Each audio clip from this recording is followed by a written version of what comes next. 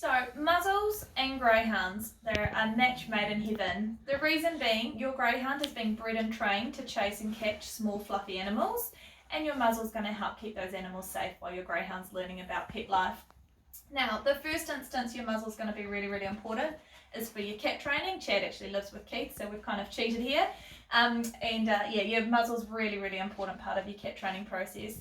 The second instance where your muzzle's going to be really important is if you've got your greyhound and you're needing to socialise him with other small animals, particularly introducing him to other small breeds of dogs and things like that. Again, your muzzle's really important.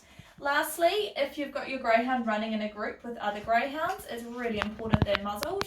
Greyhounds are notorious cheats. When they're all running as a pack, they will nip at each other.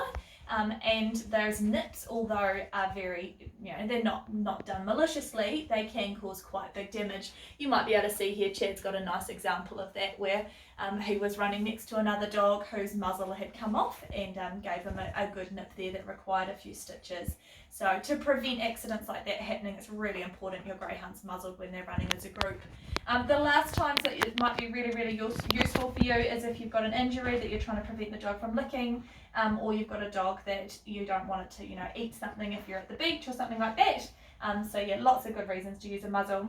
Now the first part of having our greyhounds in a muzzle is we want them to be really comfortable wearing them, which in dog terms is just a fancy, we say habituate, but we just want to train the dog to wear a muzzle. So the easiest way to do that is with food rewards. Food is the way to all dogs' hearts. It's a really important part of their brain power. They're designed to catch food. So it's a really, really important part of our training process. So how we want to teach our dog to wear a muzzle, I've got a high value treat here, so I've just used a little bit of roast chicken. We want to chuck that in the end of the muzzle, so when he goes to eat the treat, we then slide the muzzle over his head and we can then reward him with more treats once he's wearing the muzzle. If we do that every time we put the muzzle on, it doesn't take long for him to associate the muzzle with having treats.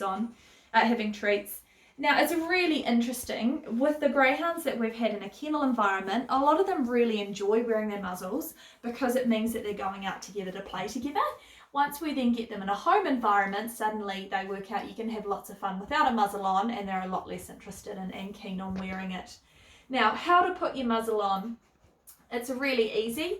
To fit it, we want to make sure we've got the liner up the top here on the nose. If this hasn't got a liner, it can be a really sharp bit of plastic. I've got one here to show you that doesn't.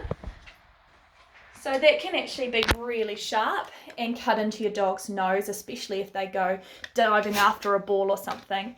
So we do want to make sure that this has a cover. This is actually very fancy window insulation liner, which you can grab from a hardware store that's cheap as chips, and we just cut them into strips and put them on there.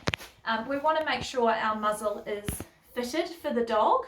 So what we ideally, I've run out of treats, which is a terrible time, sorry buddy, trick you. What we want is for the muzzle to fit pretty much like this. We should be able to fit a finger between the end of the nose and the muzzle. Do you want to give us a demo? Hey, good boy. I know you're doing so good. So we should have our finger distance here between the end of the nose and the muzzle. What we don't want is for his nose to be squished at the end like that. You can see that's going to be quite uncomfortable. Or the other thing we don't want is for it to be hanging really low, half off the end of his nose, for two reasons. The first one is they fall off, and the second one is they then sit on the really sensitive parts at the end of their nose and make it quite uncomfortable. So as a rule, it should be sitting pretty much like that, and it should be firm enough that we can still slip it over their ears without too much resistance. It shouldn't just loop off, and we shouldn't have to squish their whole head together to get that muzzle off. Hey bud, you all good? So to put them on, really, really simple. We want to use one hand to hold the dog's mouth closed so you don't end up with a mouthful of muzzle. We then pop our treat in the end when we're not tricking him without a treat. Tuck that over and tuck it in behind his ears like that. So really, really straightforward and nice and easy to use. To get it off, we just simply flick it from behind his ears like that, and that's ready to go again. If you've got any questions, please contact the kennels you got your greyhound from. It's a really, really great tool to use. You can also visit a really cool website called the Muzzle Up Project, which has got heaps more resources and reasons for using your muzzles. The last thing to note is this is called a basket muzzle. This is a really great option. You right, bud? Your basket muzzles are a really great option. What we want to avoid is using a wire racing muzzle for our training. The reason being that those crumple as soon as they have any sort of impact, and it's going to end up all twisted on the end of your dog's nose when it goes to grab a ball or something like that. They also don't really prevent your dog from biting things, so they can still grab hold of a cat or something when they're wearing it. So muzzle up, use your muzzles, use them wisely. Take a little bit of time to teach your greyhound about wearing them so they're not as invasive as they need to be. And if you've got any questions, do get in touch. Thanks, guys.